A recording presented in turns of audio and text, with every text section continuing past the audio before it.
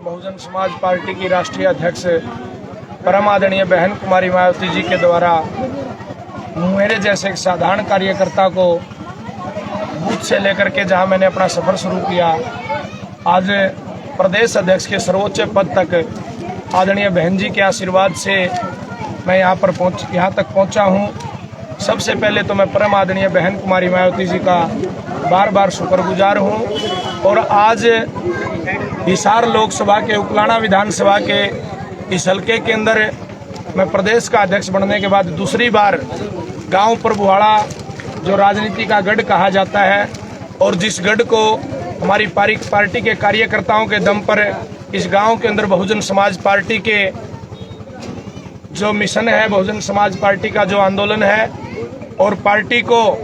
Vote के आधार पर बात करें तो पूर्व में ये बूथ के ऊपर तमाम बीजेपी और कांग्रेस की पार्टियां जो लोग हैं उनको हराने का काम बहुजन समाज पार्टी के कार्यकर्ताओं ने किया है। इस कड़ी में आज मैं अपने कार्यकर्ताओं से रूबरू होने के लिए इस गांव पर बुआड़ा में पहुंचा हूं और आदरणीय बहन जी के जो दिशा निर्देश हैं कि संगठन के अंदर 50% नौजवान बच्चों की भागीदारी सुनिश्चित करके उनको मिशन और विचारधारा के साथ जोड़ करके कैडर को समझा करके पार्टी के संगठन में हम उनको भूमिका देने का काम करेंगे, भागीदारी देने का काम करेंगे, जिसके आधार पर आने वाले समय में लोकसभा के आम जो चुनाव होने जा रहे हैं, बहुजन समाज पार्टी के संगठन को बूथ स्तर पे मजबूत करके हम इस देश के अंदर आदरणीय बहन कुमारी मायावती जी को देश का प्रधानमंत्री बनाने का काम करेंगे। छात्र राजनीति से शुरुआत करके आज आप कितने बड़े पद पर पहुंचे हो कि देश की राष्ट्रीय पार्टी ने आपको प्रदेश अध्यक्ष का पद दिया है, तो युवाओं को किस प्रकार से इस ओर प्रेरित करेंगे? देखिए, मैं तो तमाम नौजवान साथियों को संदेश देना चाहूँगा कि आदरणीय बहन कुमारी मायावती जी समय समय पे संगठन के अंदर 50% नौजवान युवा बच्चों की, युवा साथियों की भागीदारी सुनिश्चित करने के लिए आदेश देती रही है। और जब से आदरणीय बहन जी ने मुझे प्रदेश का अध्यक्ष लगाया है, एक गरीब के घर में पैदा होकर के, एक मजदूर माँ बाप के घर में जन्म लेकर के हमने अपनी मिशन मूवमेंट को समझते हुए सफर शुरू किया और केवल मात्र 32 साल की उम्र के अंदर आज इस देश की तीसरे नंबर की जो राष्ट्रीय स्तर की पार्टी है, उस पार्टी का प्रदेश अध्यक्ष बनने के बाद तमाम पूरे प्रदेश भर से, दूसरे प्रदेशों से भी नौजवान साथियों के मैसेज आ रहे हैं। तमाम में हरियाणा प्रदेश के कोने कोने में हम जाने का काम कर रहे हैं। प्रत्येक कोने के अंदर जो बाबा साहब अम्बेडकर के मिशन को चाहने वाले जो लोग हैं इस देश के अंदर, सर्व समाज के जो मानवतावादी सोच रखने वाले नौजवान साथी हैं, सभी नौजवान साथियों में बहुत बड़ा उत्साह है, सभी साथियों में बड़ा जोश है। और हम उन नौजवान साथियों को अपने संगठन के साथ जोड़ करके, मिशन के साथ जोड़ करके, अपने संगठन को मजबूत करके वर्तमान समय की जो सामाजिक और राजनीतिक परिस्थितियां ये भारतीय जनता पार्टी के शासनकाल के दौरान देश में बनी है, इन परिस्थितियों से निपटने के लिए बहुजन समाज पार्टी के संगठन को मजबूत करके आदरणीय बहन कुमारी मायावती जी को देश का प्रधानमंत्री बनाने का काम करेंगे। लोकसभा चुनाव के अंदर बसपा इकल्ला लड़ेगी या किसी महागठबंधन के साथ जाएगी? बहुजन समाज पार्टी का अपना एक एजेंडा है और बहुजन समाज पार्टी स्वयं अपने आप में एक राष्ट्रीय पार्टी है, इसलिए हमें किसी के साथ की दूसरे जो राष्ट्रीय स्तर के जो लोग हैं जिन्होंने पूर्व में देश के अंदर शासन किया, जिन्होंने जनता को बरगलाने का काम किया, वर्तमान समय के अंदर जिनके शासनकाल के दौरान शिक्षा, स्वास्थ्य और रोजगार का बहुत बुरा हाल है, देश की बहन बेटियों के ऊपर बड़े अत्याचार हो रहे हैं, ऐसे समय में ऐसी पार्टियों के हमें साथ जाने की जरूरत नहीं है। बहुजन समाज पार्टी का एक अपना एजेंडा है और बहुजन समाज पार्टी के साथ आदरणीय बहन कुमारी मायावती जी के दिशा निर्देशों के अनुसार जो आना चाहिए उनका स्वागत है। और सबसे पहले गठबंधन की जो बात है, इसके ऊपर पहला और अंतिम फैसला लेने का अधिकार परम आदरणीय बहन कुमारी मायावती जी को है। आदरणीय बहन जी का हमें जो भी आदेश प्राप्त होगा उस आदेश को प्राप्त करके उसके ऊपर काम करने का काम करेंगे। आपको प्रदेश अध्यक्ष बनाया गया, हरियाणा की जिम्मेवारी दी गई है, तो क्या आप चाहेंगे भी यहाँ पार्टी की सफलता के लिए किसी पार्टी के साथ जुड़कर चुनाव लड़ा जाए, क्योंकि जिम्मेवारी तो आपको दी गई, आप ही उन तक ये बात पहुँचाने का कष्ट करेंगे? देखिए, मैं आपकी बात का जवाब मैंने पहले भी दिया, मैं पुनः बता रहा हूँ दोबारा से कि बहुजन समाज पार्टी एक राष्ट्रीय पार्टी है। इस देश के अंदर कांग्रेस और बीजेपी के बाद केवल मात्र राष्ट्रीय स्तर पे 15 से ज्यादा स्टेटों के अंदर बहुजन समाज पार्टी का एक फिक्स कैडर बेस वोट है। तो ऐसे में आदरणीय बहन जी के जो हमें दिशा निर्देश हैं कि राष्ट्रीय स्तर पे इस देश के अंदर देश की जनता को बेवकूफ़ बनाने के लिए, लोगों को बरगलाने के लिए, नौजवान जो बच्चे जो अधिक रोजगार प्राप्त करने के लिए दर दर की जो ठोकरें खा रहे हैं, उन लोगों को बहकाने का प्रयास कांग्रेस और बीजेपी के घटक दलों के द्वारा किया जा रहा है। ऐसे में आदरणीय बहन कुमारी मायावती जी के जो दिशा निर्देश हैं, अगर आदरणीय बहन जी के पास में जा करके कोई बहुजन समाज पार्टी के एजेंडे को मान करके उसके ऊपर काम करने के लिए कोई सहमत होता है तो स्वागत है। हम लोग निश्चित रूप से आदरणीय बहन जी के आदेशों के अनुसार इस देश के अंदर, प्रदेश के अंदर अपने संगठन को मजबूत करके हम अपनी बात को आगे बढ़ाने का काम करेंगे। अपने संबोधन में आपने कांग्रेस और बीजेपी का ही जिक्र किया है, अन्य पार्टियों से किसी प्रकार का कोई परहेज? देखिए, बहुजन समाज पार्टी एक राष्ट्रीय पार्टी है, बाकी जो पार्टियां हैं उनका बहुत कम क्षेत्र में वजूद है। आप लोग भी देखते हैं, मीडिया के साथियों को तमाम बातों का पता है। और बहुजन समाज पार्टी की लड़ाई कांग्रेस और बीजेपी के साथ है, बहुजन समाज पार्टी की लड़ाई किसी व्यक्ति के साथ नहीं है। आम आदमी पार्टी जो है वो भी एक राष्ट्रीय पार्टी बन चुकी है, तो वो भी अपना पंजाब में भी अपने सरकार बनाई है, उन्होंने दिल्ली में भी बना ली और हरियाणा अगला उनका टारगेट है। देखिए, आम आदमी पार्टी का जो चरित्र है वो दूसरी पार्टियों से छूता नहीं है। कांग्रेस ने इस देश के अंदर लंबे समय तक जिन सिद्धांतों के ऊपर काम किया, उसी तौर तरीके के ऊपर आम आदमी पार्टी काम कर रही है। और अभी हरियाणा के अंदर देखेंगे क्या होगा। ये हरियाणा की धरती है,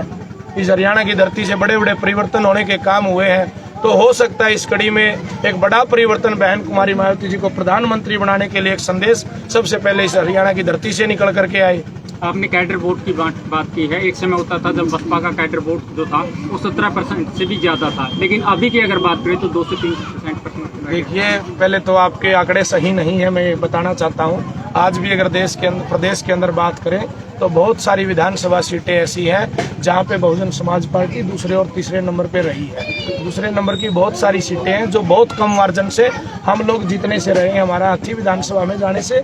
बचा है रहा है। इसलिए जो वोटों के अंदर जो गिरावट की जो प्रतिशत की जो बात है, इस देश के अंदर समय समय पे बड़े परिवर्तन हुए हैं। इस देश के अंदर श्रीमती इंदिरा गांधी का डंका बजा इस देश के अंदर, और एक ऐसा समय आया वोट प्रतिशत के आधार की बात करें तो उनको मुंह की खानी पड़ी। बिल्कुल कांग्रेस जमीन पे आ गई। लंबे समय तक जिस कांग्रेस ने शासन किया, आज उस कांग्रेस का हाल देख रहे हैं। ऐसे समय में ये कांग्रेस और बीजेपी के जो लोग हैं, तमाम जो मनवादी राजनीतिक दल हैं, वो मिलजुल करके बहुजन समाज पार्टी को रोकने का प्रयास कर रहे हैं। लेकिन फिर भी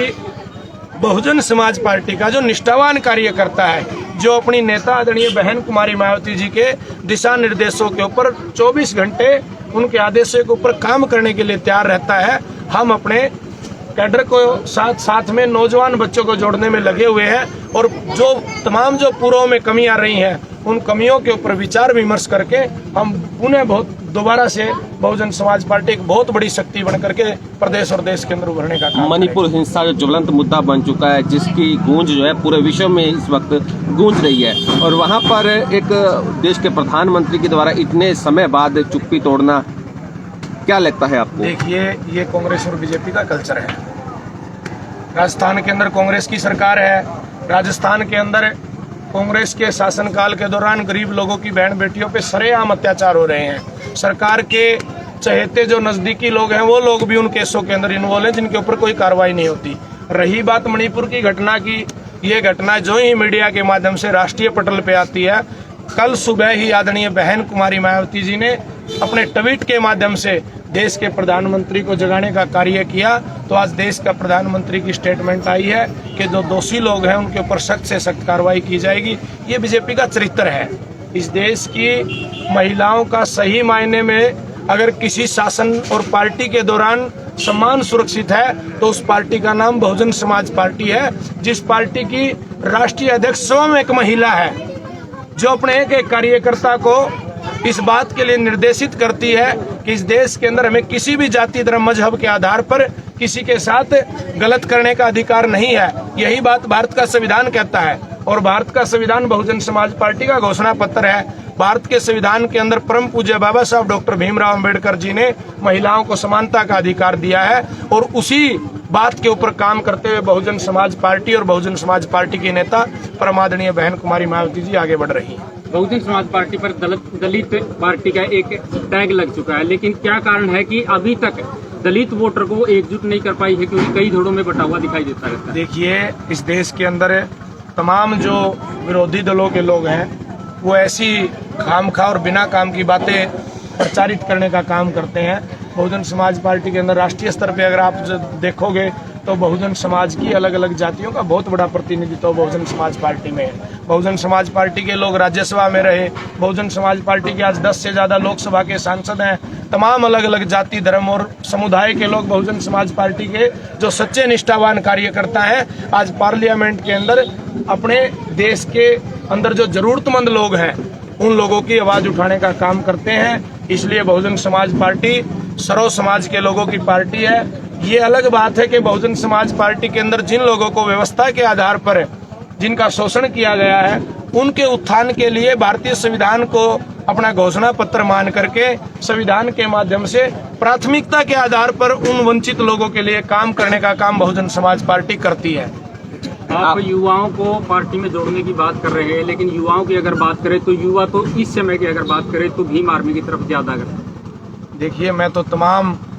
प्रदेश भर के नौजवान साथियों को ये मैसेज देना चाहता हूँ कि बाबा साहब अम्बेडकर के आंदोलन की जो बात है, बाबा साहब अम्बेडकर का आंदोलन तलवार, बंदूक और भाला लेकर के रोड के ऊपर किसी को चैलेंज करने से पूरा नहीं होगा। बाबा साहब अम्बेडकर ने इस देश के अंदर सर्व समाज के प्रत्येक व्यक्ति को, प्रत्येक नौजवान साथी को, युवा साथी को जिसकी उम्र 7-21 साल हो जाती है उसको वोट डालने का अधिकार बाबा साहब अम्बेडकर ने दिया है। इसलिए तमाम जो नौजवान साथी हैं बाबा साहब अम्बेडकर के मिशन को समझ करके इस देश के अंदर जो जाति, धर्म, मजहब के नाम पर जो तमाम पार्टियों के द्वारा जो उन्माद फैलाने की कोशिश की जा रही है उन तमाम सांप्रदायिक ताकतों से बचते हुए बहुजन समाज पार्टी के साथ में जुड़ करके बहुजन समाज पार्टी का झंडा अपने हाथ में उठा करके आदरणीय बहन कुमारी मायावती जी को एक बार देश का प्रधानमंत्री बनाने का काम करो। और बहुजन समाज पार्टी की नेता आदरणीय बहन जी जब देश की प्रधानमंत्री बनेगी फिर किसी को रोड के ऊपर आने की जरूरत नहीं है, फिर किसी को अपनी पढ़ाई छोड़ करके, अपना रोजगार छोड़ करके सरकार के खिलाफ नारे लगाने की जरूरत नहीं पड़ेगी। सबको उनकी योग्यता के आधार पर काम दिया जाएगा। राजवीर जी, मणिपुर हिंसा का आपने जिक्र किया, मणिपुर हिंसा क्यों जन्मी, इस बारे में आप लोगों ने कभी मंथन भी किया? देखिए, हमारी पार्टी की नेता परम आदरणीय बहन कुमारी मायावती जी जो देश के अंदर राष्ट्रीय स्तर के मुद्दे हैं समय समय पर मीडिया के अंदर आकर के अपनी बात रख के माध्यम से इस देश की जनता को, अपने कार्यकर्ताओं को संबोधित करने का कार्य करती है। और इस देश के अंदर जहां जहां भारतीय जनता पार्टी का शासनकाल रहा है, आप सभी साथी इस बात से भली भांति परिचित है। प्रत्येक क्षेत्र के अंदर जहां जहां जिस प्रदेश के अंदर भारतीय जनता पार्टी का शासन है उस प्रदेश के अंदर कहीं जाति के नाम पे, कहीं मजहब के नाम पे, कहीं धर्म के नाम पे, कहीं वर्ग समुदाय के नाम पे लोगों को आपस में लड़ाने का काम बहुजन समाज पार्टी करती रही है। आज भारतीय जनता पार्टी करती रही है। और आज भारतीय जनता पार्टी का जहां जहां शासनकाल है, शासनकाल के दौरान जो हालात पैदा किए जा रहे हैं, इन तमाम जो समस्याओं का समाधान है वो सिर्फ और सिर्फ बहुजन समाज पार्टी की सत्ता में। क्या जो आरक्षण की बात करी वो सिर्फ भाजपा ने ये उत्पन्न की? क्योंकि आरक्षण सिर्फ अनुसूचित जाति वर्ग के लिए वहाँ किया गया था। देखिए, आरक्षण की जो व्यवस्था है जो बाबा साहब अम्बेडकर ने भारतीय संविधान के अंदर की है, वहाँ पे सभी के अधिकारों का लिखित में वर्णन किया गया है। अगर ये आरक्षण के आधार पर जो लोगों की भागीदारी बनती थी, जो प्रतिनिधित्व बनता था, शोषित वंचित लोगों को, दलित और पिछड़े समाज के लोगों को उनका प्रतिनिधित्व देने का काम करती, तो आज ऐसे हालात देश में पैदा नहीं होते। प्रदीप जी, एक सवाल आपसे भी है। एक समय था जब आपका एक सोशल मीडिया पर एक फोटो दोनों का बहुत ज्यादा वायरल रहता है, जब आप युवा अवस्था में थे, हालांकि अब भी हो, लेकिन उस समय का वो फोटो जब अर्धनग्न अवस्था में आप चलते थे, अब वही जोड़ी दोबारा से मैदान में दिखाई दे रही है। तो बसपा हरियाणा में क्या कुछ नया बोल के? देखिए, जो सोशल मीडिया पे